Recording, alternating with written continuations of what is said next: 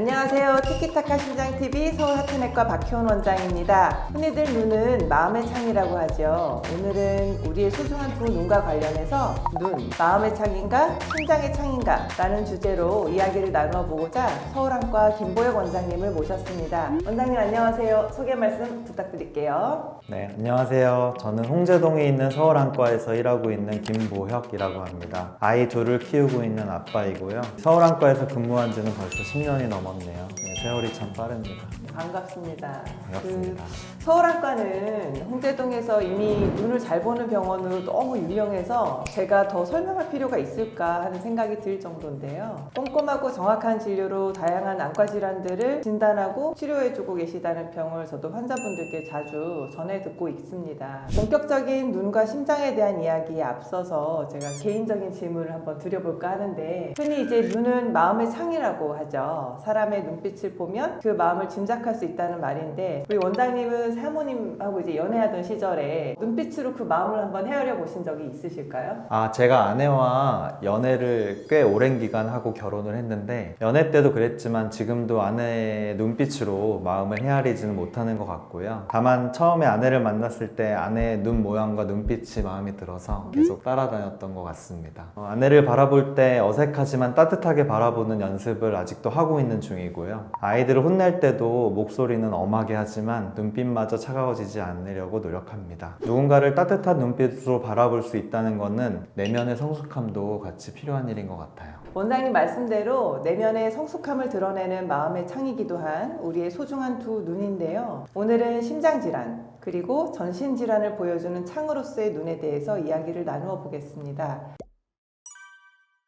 사실 안과 하면 처음 떠오르는 생각이 안경, 시력, 백내장, 녹내장 이런 것들이지 않습니까? 다양한 여러 안질환들 중에서 특히 전신질환이나 만성질환 이런 것들과 관련된 안과 질환들을 한번 소개해 주시면 좋을 것 같습니다. 네, 제일 유명한 전신질환은 아무래도 당뇨병이고요. 당뇨합병증으로 인한 실명은 아직까지 전 세계적으로 제일 흔한 실명의 원인으로 알려져 있습니다. 고혈압으로 인한 망막병증이나 시신경병증도 있고요. 자가면역 질환으로 인한 포도막염이나 쇼그렌 증후군에서의 안구건조증, 그리고 각종 전신적인 감염과 관련된 눈의 염증, 그리고 갑상선 항진증과 동반되는 갑상선 암병증도 전신질환과 관련된 안과 질환이라고 할 수 있겠습니다. 네, 말씀해 주신 대로 정말 다양한 질환들을 눈을 통해서도 만나게 되는 것 같습니다. 저는 아무래도 이제 만성질환을 보는 내과 전문이기 때문에 안과로 환자분들을 정기적으로 보내서 진찰을 받아보시도록 설명을 하게 되는데, 특히 당뇨 조절이 잘 되지 않거나 처음으로 2형 당뇨병으로 진단된 경우에는 반드시 안과 진료를 처음에 보시도록 설명을 드리고 있습니다.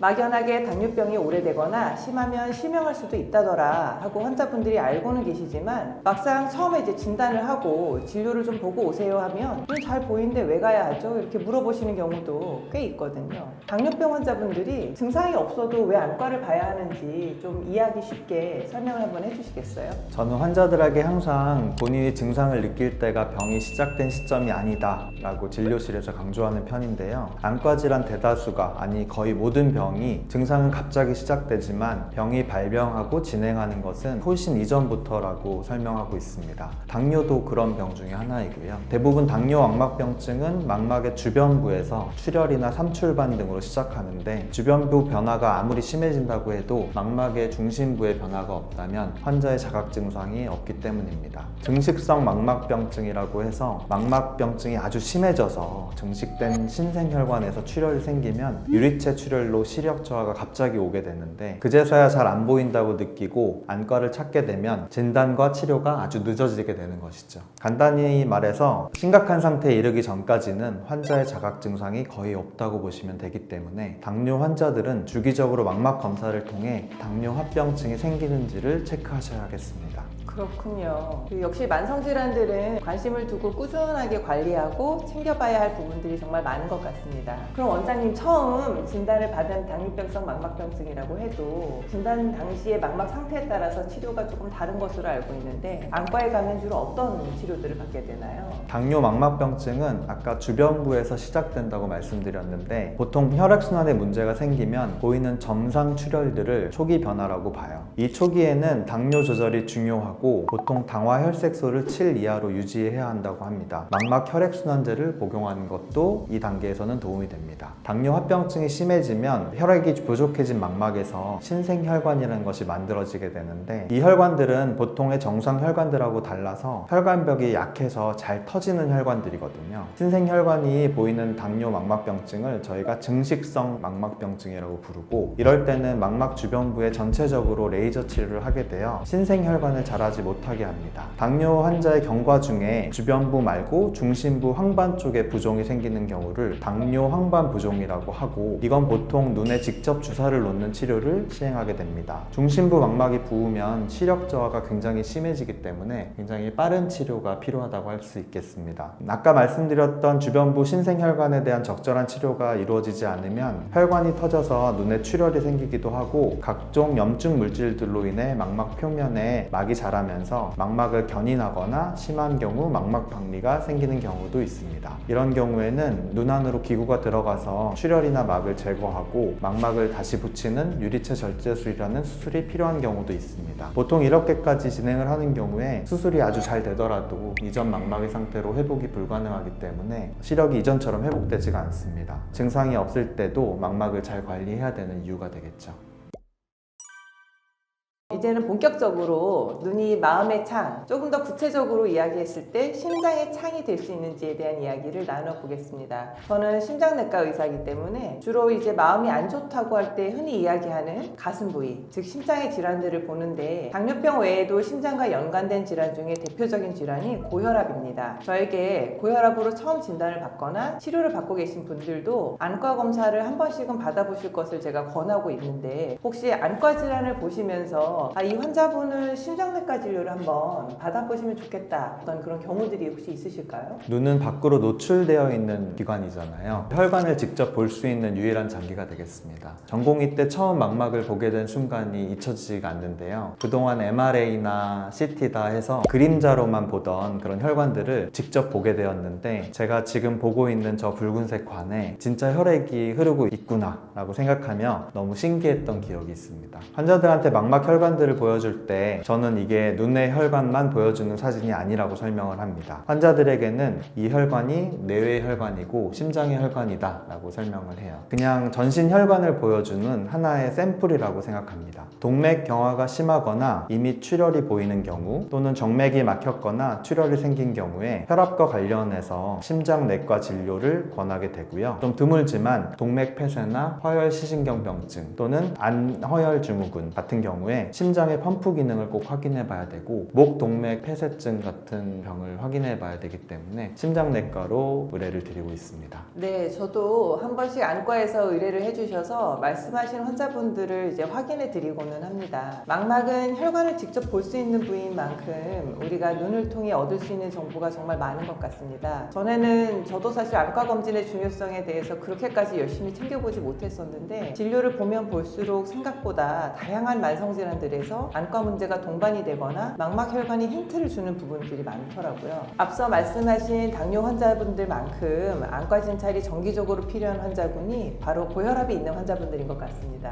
당뇨병과 당뇨 망막병증에 대해서는 많이들 알고 계셔서 환자분들도 안과 진료의 필요성을 어느 정도는 인지를 하고 계신 경우가 많은데, 고혈압의 경우에는 아직까지 고혈압이라는 질병과 눈의 연관성에 대해서는 잘 모르시는 경우가 굉장히 많아서요. 고혈압으로 인한 안과 질환, 이 부분에 대해서 조금 더 구체적으로 좀 설명을 해주실 수 있을까요? 당뇨나 고혈압이나 또 고지혈증 같은 병들이 결국엔 혈관, 혈액순환의 문제로 생긴다고 생각하고, 혈관은 우리 몸에 어디에나 다 분포하기 때문에 전신적인 문제로 봐야 될 것 같습니다. 눈은 인체 중에서도 혈관이 가장 밀집되어 있는 조직으로 알려져 있어서 혈관의 문제는 곧 눈의 문제로 연결되게 됩니다. 고혈압이 생겨서 동맥경화가 생기면 눈으로 가는 혈류의 순환에 문제가 생기고, 또 눈은 말초 동맥으로서 굉장히 직경이 작은 혈관들로 이루어져 있어서 막히기가 쉽다고 생각하고 있고요. 그래서 고혈압이 잘 조절이 안 된다던가 고혈압이 오래된 분들은 망막의 혈액순환이 안 되어 나타날 수 있는 모든 합병증들이 다 올 수 있다고 생각하시면 될 것 같아요. 가장 흔한 것은 고혈압성 망막병증에서 보이는 망막 출혈이나 황반 부종 같은 것들이 되겠습니다. 이것도 당뇨와 마찬가지로 어느 정도 진행이 될 때까지는 환자의 자각 증상이 거의 없다고 해요. 고혈압의 가장 무서운 점이 병이 상당히 진행될 때까지 아무런 증상이나 징후가 나타나지 않는다는 점인 것 같습니다. 심근경색, 뇌경색, 이런 심장이나 뇌혈관 질환도 발병이 되기 전까지는 고혈압이 있는지도 모르고 계신 경우가 꽤 있고, 알고 있더라도 그렇게까지 조절해야 될 필요성이나 위험성에 대한 인지가 부족하신 경우도 굉장히 많거든요. 망막도 마찬가지로 혈관 조직이고 혈관 질환이 동일하게 생길 수 있기 때문에 대한고혈압학회 고혈압 진료 지침에도 고혈압 환자의 권장 검사로 안저 검사를 1년에 한 번은 보도록 권고하고 있습니다. 필수 검사가 아니다 보니까 사실 많은 수의 환자분들이 정기적으로 보고 있지는 않고, 병이 어느 정도 진행될 때까지 드러나는 자각 증상이 없다 보니 1차 의료의 현장에서 주치의 역할을 하는 저희 내과 의사들이 좀 더 세심하게 챙겨주면 좋겠다는 생각을 자주 하고는 합니다.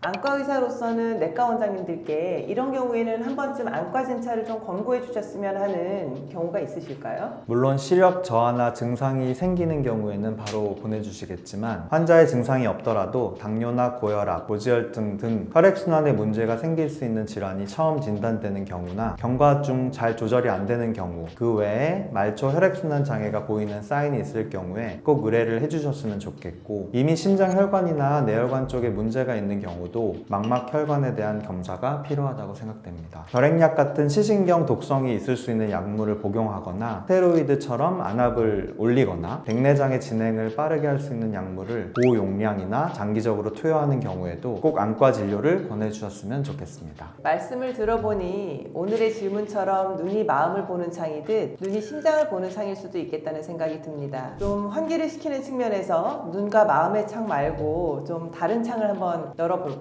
제가 같은 건물에 개원해 계신 강진우 원장님께 전해 듣기로는 원장님께서 이제 운동, 특히 그룹 엑서사이즈라고 하나요? 같이 하는 이런 운동을 하면서 건강을 관리하고 계시다고 들었는데, 혼자 하는 이제 흔히 말하는 헬스 같은 부류의 운동 말고 여러분들이 같이 팀으로 운동하실 때 더 좋은 점이 혹시 있을까요? 저는 이 근처에서 크로스핏을 하고 있는데, 혼자 운동하면 아무래도 무게도 낮추고 횟수도 적게 하고 요령을 피우게 되잖아요. 같이 팀을 이루어서 하다 보면 상대방이 아무래도 보고 있으니까 뭔가 요령을 피울 수 없고 무게도 정해져 있고 정해진 횟수로 하다 보니까 훨씬 더 엄격하게 자신을 관리할 수 있게 되는 것 같고요. 또 음악을 크게 틀고 비트가 빠른 음악들이다 보니까 심장도 그 비트에 반응해서 빨리 뛰는 것 같습니다.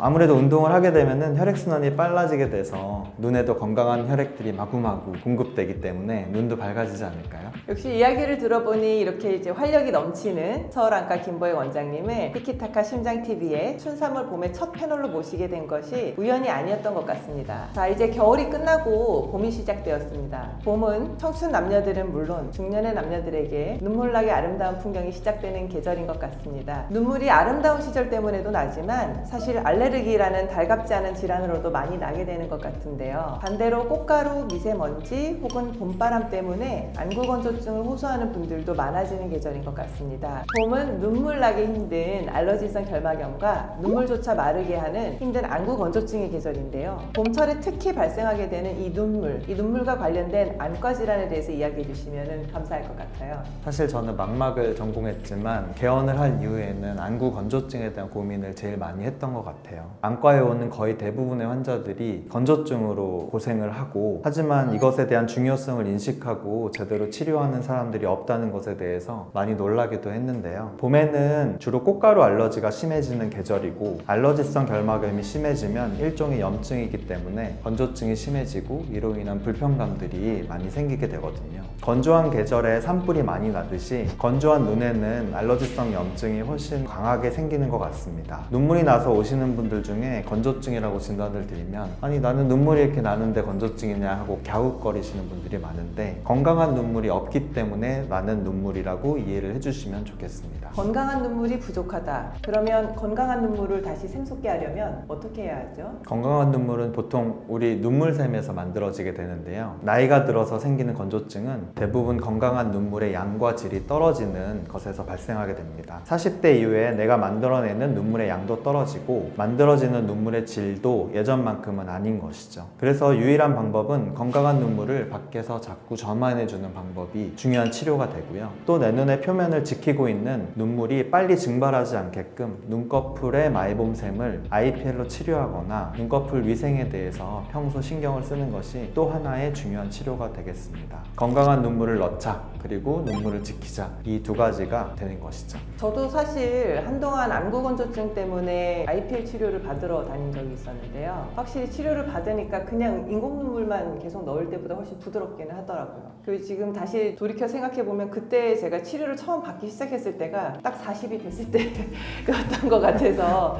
그때도 비슷한 얘기를 들었거든요. 눈물은 있는데 잘 마른다, 잘 이거를 가둬두지 못한다, 이런 식으로 이제 설명을 들었는데 원장님 말씀을 들으니까 무슨 말인지 잘 이해가 되는 것 같아요.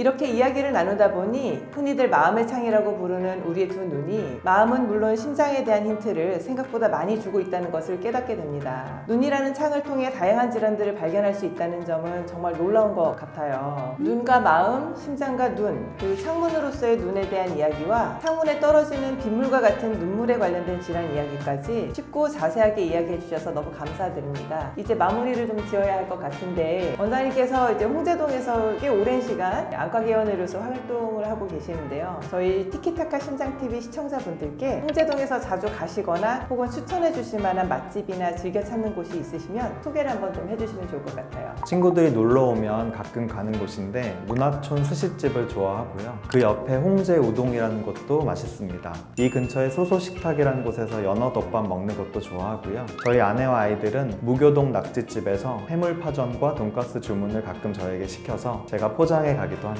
저는 혼술하는 것을 좋아해서요. 요즘 제일 들락날락 거리는 곳은 이 건물 뒤쪽에 주아킹이라는 주류 할인점이 있어요. 거기 가서 매주 화이트 와인 한 병씩 골라서 먹는 재미로 살고 있습니다. 거기는 맥주 종류도 많아서요. 새로운 맥주가 나오면 또 먹어보는 재미도 있습니다. 네, 저도 몰랐던 맛집들이 굉장히 많네요. 이 홍제동이 은근히 숨은 맛집들이 많더라고요. 바야흐로 봄입니다. 김보혁 원장님과 이야기를 나누다 보니까 어느새 시간이 봄날처럼 빠르게 지나간 것 같습니다. 마지막으로 시청자분들께 인사 말씀을 부탁드리면서 오늘의 주제, 눈은 마음의 창인가 심장의 창인가 이야기를 마무리 짓겠습니다. 네, 다소 재미없고 딱딱한 주제일 수도 있는데 박효은 원장님과 함께 해서 저도 즐겁게 이야기한 것 같습니다. 누군가에게 따뜻한 눈빛을 보낼 수 있는 사람은 인격적으로 성숙한 사람이고요. 또 심장이 보내는 혈액이 잘 공급되고 있는 망막을 보게 되면 또 육체적으로 건강한 사람일 겁니다. 부족한 저를 게스트로 불러주셔서 감사합니다. 끝까지 들어주신 구독자님들께도 고맙습니다. 구독해주신 티키타카 심장TV 애청자 여러분 감사합니다.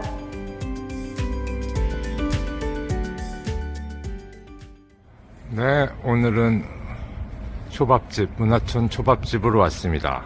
아주 분위기가 고즈넉하죠? 자, 들어가 보겠습니다. 오늘 출연자 김보영 원장님, 박효은 원장님. 오늘의 초밥 세트입니다. 문화촌 초밥입니다. 맛있게 먹겠습니다. 네, 자, 짠. 오늘 촬영 고생하셨습니다. 고맙습니다.